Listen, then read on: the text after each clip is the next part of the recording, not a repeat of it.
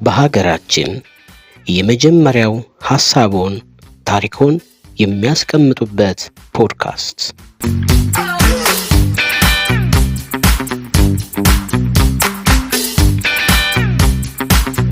እኔ ጌታቸው አለሙ እባላለሁ።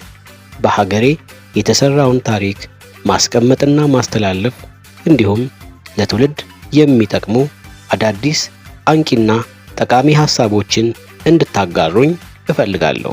እነሆ ዝግጅቴን ጨርሻለሁ።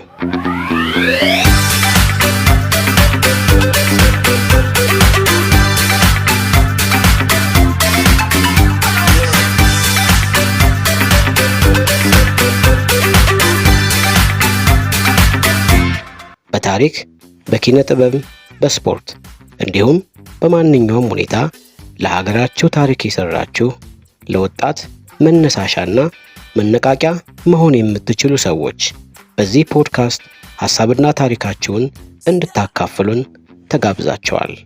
ከተለያዩ አስደማሚና አነቃቂ ታሪኮችና ሐሳቦች ጋር በቅርብ ቀን ጀንበር ፖድካስት